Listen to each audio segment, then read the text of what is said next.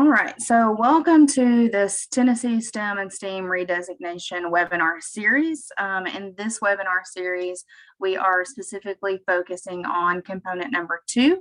If you've had a chance to look over your redesignation guidebook, we did send redesignation guidebooks to 2018 schools, as they are the schools that are officially up for redesignation. If you are not from a 2018 school, you can access our redesignation guidebook on our website. So definitely feel free to find the redesignation tab on our website and be able to look at it through there.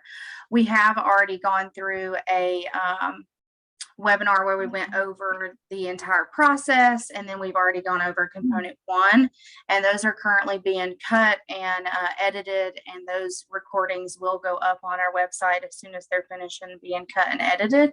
So you'll be able to access the very first webinar we did and the webinar about component number 1. But today, again, we are just focusing on component number 2 of the redesignation process, and I'll hit a couple of highlights, overview highlights of the process, especially if you are, this is kind of the first experience that you've had with the process. So as we get started, just to introduce myself in case we are my name is Krista McQueen. I'm the STEM Relationship Manager with the Tennessee STEM Innovation Network, and I currently manage our STEM and STEAM designation and redesignation process. Before joining the network, my very first year of teaching back in 2012, I taught in Clarkson, Montgomery County, and then I spent about 8 years in Cheatham County, and I was able to help that lead that school to designation as well. So had a lot of experience with designation and excited to be, having this role here at the network with that. So today we're going to break down what component 2 looks like in the redesignation process. I'm going to provide you with a roadmap to earning redesignation. We'll talk a little bit about the scoring protocol, and then I'll talk a little bit about some additional supports that have been put in place. First off, we just like to start out by saying that a lot can happen in 5 years. So you've been a designated school, 5 years have either passed or you're getting close to that time. And this redesignation process was really designed so that schools had the opportunity to showcase how your STEM and STEAM culture has supported your school over time. And so the goal is to really outline what has occurred in your school during a 5-year period since your school earned STEM designation, and how STEM has been a part of your educational identity. So again, as you go through this redesignation process, there are going to be highs and there are going to be lows, and we know that. And this is your opportunity to both showcase both of those, whether how you recovered from a low or how you excelled with a high, and all of the in between. So that's really what this redesignation process is. It's definitely, when you went through this process the first time, you'll see some similarities, but we really have tried to condense this process down, knowing what schools kind of committed to and went through the first time, and really being able to showcase that work in a new and different format. And as I get started really talking about component number 2 and talking about this piece, please feel free to unmute if you do have questions, or throw it in the chat. I do have the chat pulled up on another screen, and we'll frequently glance over, but do feel free to unmute if you do have questions as I get into component number 2. So just kind of talking about what the redesignation process is. It was created to the STEM and STEAM designation process itself was created to award and recognize schools that are exemplar in their work. And then once the school has earned designation, the certification is valid for 5 years. And after 5 years, schools are required to reapply for STEM and STEAM school designation in order to kind of verify that that primary focus for learning still remains centered around STEM and STEAM principles and initiatives. And that is a mistake. It should not say required. Schools are able to self-select whether they do choose to reapply. It is not a requirement. We know that for some schools, this may no longer be the focus. However, we do hope that all of our schools are still on the path to, being able to implement a STEM and STEAM culture within their building. So I did want to throw in a couple of tips to get started, especially if this is the first time that you're joining our webinar series. So some tips in getting started with thinking about the redesignation process is to locate your school's original designation application. And we know that within 5 years, there could have been a leadership change, there could have been teacher turnover. So we know it might take some digging to kind of locate those things. We do have copies of your school's final feedback form. So if you cannot locate your final feedback form, we are happy to send you a copy of that. We do not have access anymore to your actual designation application. We no longer use the platform that schools used in 2018, 2019. I think 2020, we made a complete switch. So if you're 2018, 2019, we don't have access to your original application, but we do have that final feedback form. So you're going to use that feedback form and that application to review your scores and highlight some areas and strengths and weaknesses. So that's kind of the first phase in getting started with this redesignation process, looking at those highs and lows based off of your previous application. And then you want to take a look back at your STEM action and sustainability plan. Hopefully this is a document that has been evolving and ever changing with you over the last 5 years, but taking a look at that document and making sure that those initiatives and goals still align with the culture of your school. And then you're really going to let those previous scores and feedback kind of be the driver in completing the redesignation application. So locating those couple of documents will really help you get started in this redesignation process. And again, I can send you your school's final feedback form. If you're unable to locate that, you can just shoot me an email, and my email will be at the very end of this slide. All right, so we're going to get into component number 2 of the redesignation process, which this component specifically focuses on the evidence for attributes. All right, so in this section, applicants will demonstrate the school's continued STEM and STEAM implementation practices through a couple of different ways. So each school is going to submit a select number of artifacts as evidence that demonstrate alignment to each of the attributes within the original designation rubric. And notice that we're just going to be focusing for this specific piece of component 2 in curriculum instruction, professional development, achievement, and community partnership. Infrastructure will have its own set, which happens in component 1. But in component 2, we specifically focus on these 4 from the original designation application. When we think about your original designation application, we required schools to submit 1 to 3 artifacts of evidence per attribute. So that means that schools submitted anywhere from 20 to 60 pieces of evidence. With the redesignation application, we are only looking for 5 to 10 pieces of evidence, 5 being the minimum, 10 being the max. So there will not be an expectation to gather 60 pieces of evidence and submit. Again, it's 5 to 10, and you're specifically going to be focusing on those areas of growth, so AOG, and areas of achievement, which is AOA. This will be done first in a written narrative, which is nothing new. On our original designation application, you did have to provide a narrative and then upload evidence. So kind of that same format that you were used to seeing, a written narrative will be written to kind of analyze those connections and patterns among your school's AOG and AOA, and then being able to showcase that from a previous perspective of your role as a current designated STEM school. So with these, again, they must show alignment to the attributes that are within curriculum instruction, professional development, achievement, and community partnerships of the original application. One piece of artifact that you have can be used as evidence to show alignment to multiple attributes. So we're going to go over a couple different examples of what this looks like. So with this piece in the application in component 2, your school will be provided with a template.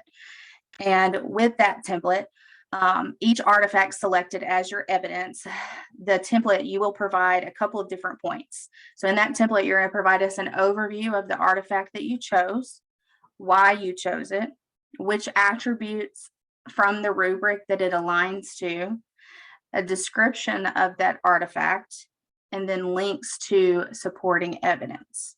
So we're going to look at the chart not filled out, and then we'll look at the chart as a high quality example of one filled out. So I do want to make it clear that each attribute that your school selects will have a template. So if you choose to do the max of 10, then you'll have 10 templates. If you choose to do the minimum of 5, you'll have 5 templates. So each time that you choose an artifact, you will make a copy of this template each time and fill out the template matching whatever that artifact is that you've chosen. So we have provided you with a little bit of guidance in the overview. We're looking for 2 to 3 sentences.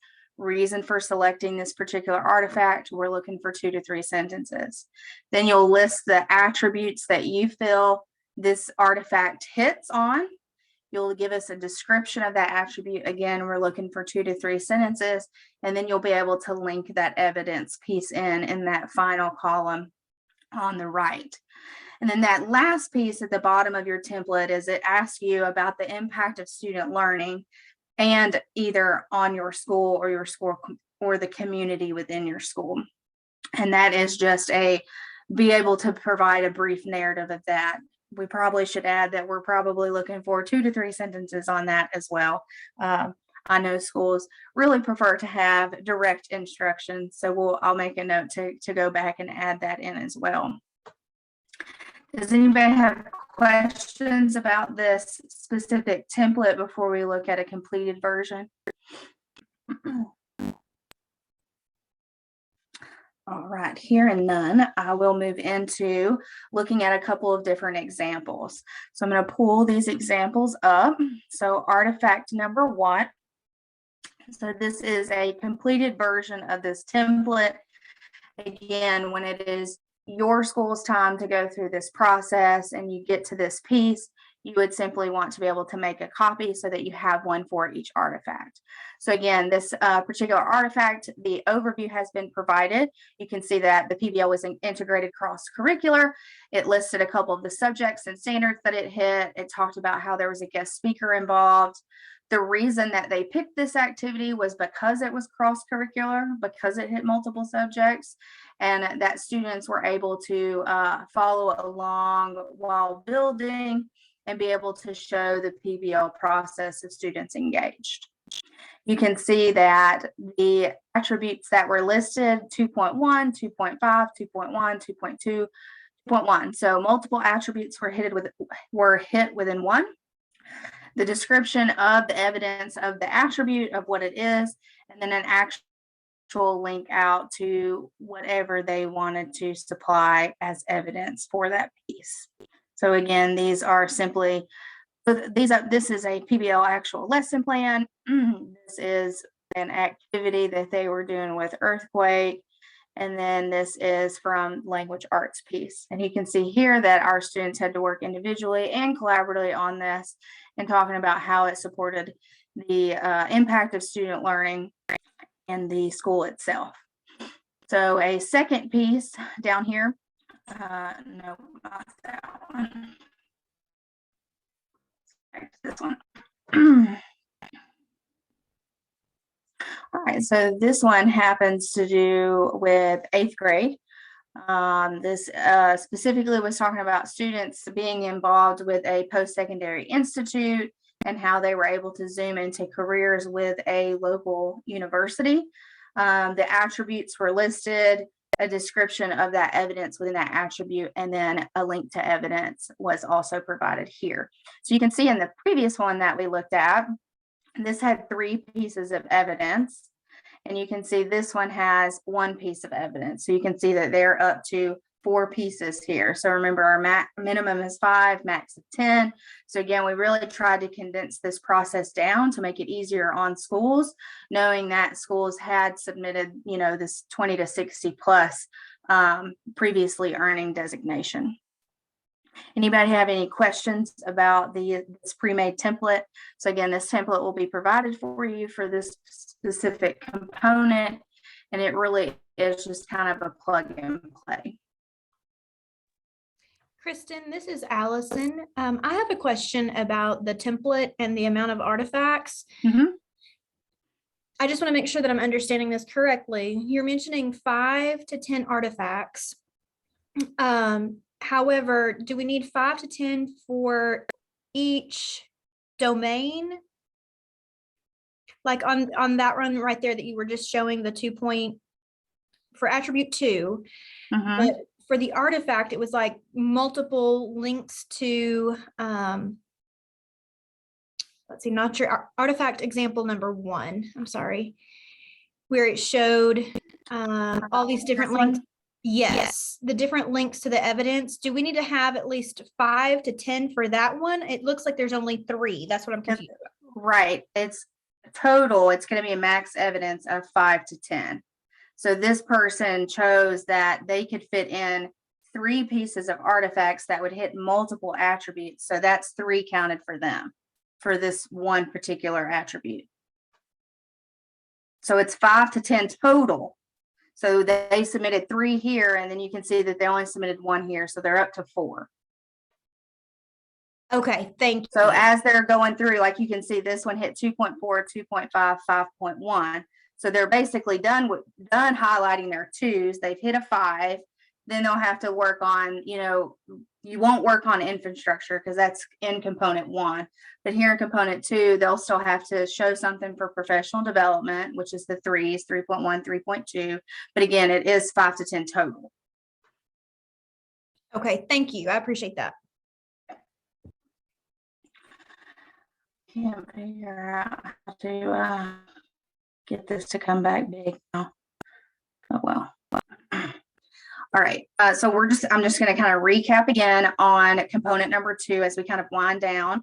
Again, you want to use your original application and feedback form. You want to identify your AOG and your AOA, so areas of growth and areas of achievement.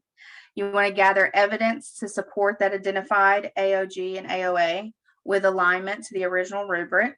And then you want to complete that artifact submission template for each artifact, unless when you're filling out that template, you have multiple artifacts that can fit that one piece of evidence, which that's why we showed you 2 different examples for that piece.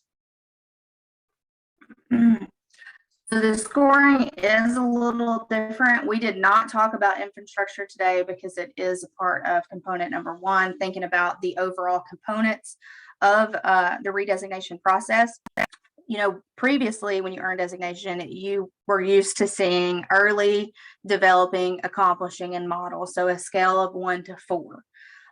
With this infrastructure, we did make significant changes in as far as the point system is either 0 points or 1 point.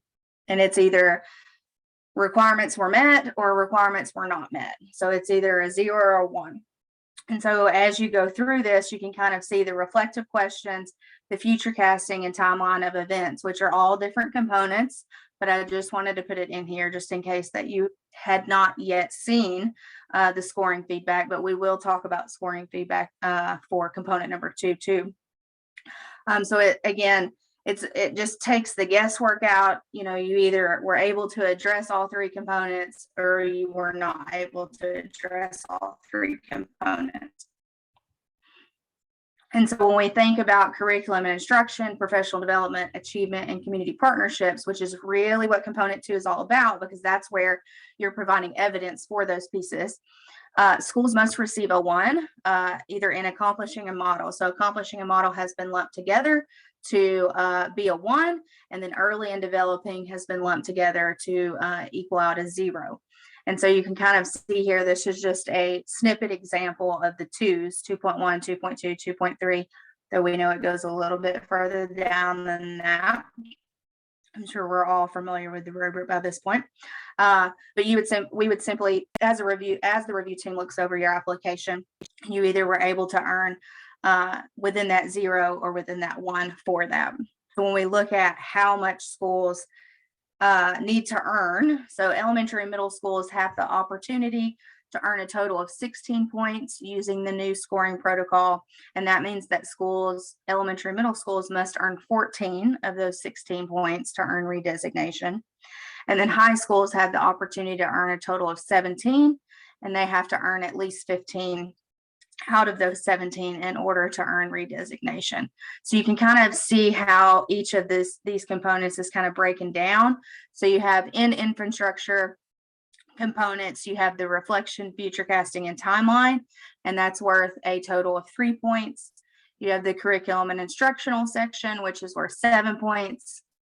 Notice that that's worth 7 points because on our rubric, the curriculum and instruction goes all the way from 2.1 to 2.7.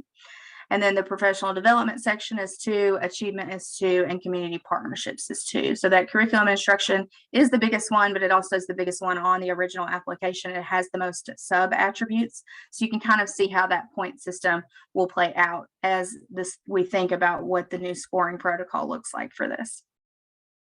I did not necessarily put anything in here about what happens in the scores and the site visits and that kind of thing, but I'll kind of talk about it as I go through this roadmap. So I did want to put this roadmap in here just to kind of give you a bird's eye view of the process.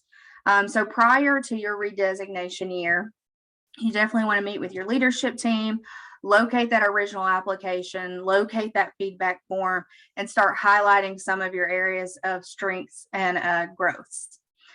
Prior to your redesignation year 2, you want to think about looking over past evidence, new evidence, everything that's kind of happened in your last 5 years, and relook at that STEM action and sustainability plan. If you are a 2018 school, our applications will open up in Slide Room in January of 2023. Schools will have all the way from January up to September to work on this application, completing the three major components of the application, and then you'll submit on September 15th. Once it's submitted, the site or the review team will take the month of October and November to really dive into reviewing those applications. And then we'll start scheduling site visits in December. And then we'll notify schools in January of 2024 if you're a 2018 school. So if you're not a 2018 school, you just have to add whatever date matches that. And we do take the guesswork out of when you need to reapply. We do take the time to formally invite the schools who are up for redesignation to reapply. So please don't, sometimes it can be difficult to figure out exactly which year, considering that there is literally a 2-year gap in a school year, meaning 2022 and 2023 are within the same year, but we're redesignating 2023. So anyway, we take the guesswork out of that situation for you, and we will formally invite you to reapply for that redesignation piece. And you will fill out an intent to apply just like you did with the original designation application. So that intent to apply will open in January, and then late January we'll open up applications and get the ball rolling. So I did put in an FAQ just to kind of help schools because one, this is a new process, right? Our 2018 schools are the guinea pigs going through this. They were the guinea pigs in the beginning. But the platform that we're using is Slide Room. So if you were a 2018 school or 19 school, Slide Room would be a new platform for you. However, it's very user friendly. We would send you all the details on getting you set up for that. It has the capability to front load about any file type. So it is really user friendly, really nice to use. So we have stuck with that platform for the last several years. I'm sure that you have noticed this year that we have been saying STEM or STEAM.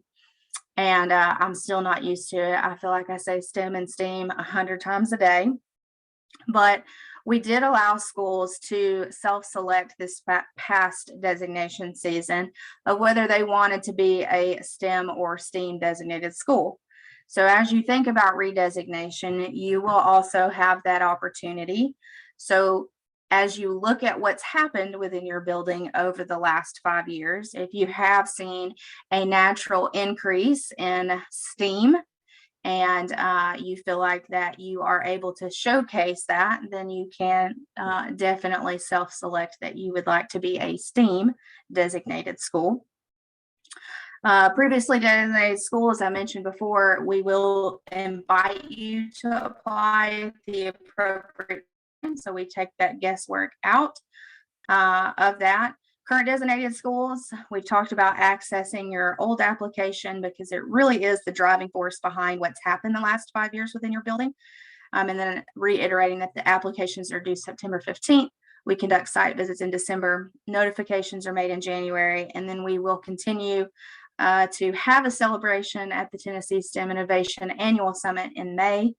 If you remember, when you got designated, we asked you to kind of keep it quiet until May, and I'm sure it was extremely difficult, but since notifications are coming out in January, we will plan to notify you and be able to get a press release together so that it doesn't have to be kept a secret. But we also know that the commissioner loves to be able to celebrate, each of these schools for all the hard work that they have been able to accomplish, especially over a 5-year span, when we know all of us have spent 2 years in COVID, right? So that's definitely going to play a factor into your highs and lows when you're thinking about this redesignation process and the timeline of events that have occurred within your building. So additional available supports. So we already have done the process timeline. We have already done component 1, which was our timeline piece, the first piece of redesignation. Today, we specifically went over component 2, which is artifacts. And so our next webinar is September 14th of this week. And we're going to be talking about component 3, which is future casting. And then at the end of the week, we are talking about site visit and scoring. So definitely feel free to pop into those. However, they will be recorded and uploaded onto our website for redesignation. You can access our redesignation guidebook on our website, which I will take a minute just to take us there, just to give you, and I make sure that you know where that is.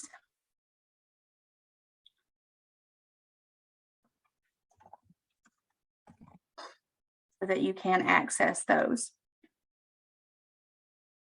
If you go to under the tab of what we do, if you go to STEM outreach and you click on our STEM and STEAM school designation, if you scroll all the way to the bottom, you will see a tab that says redesignation.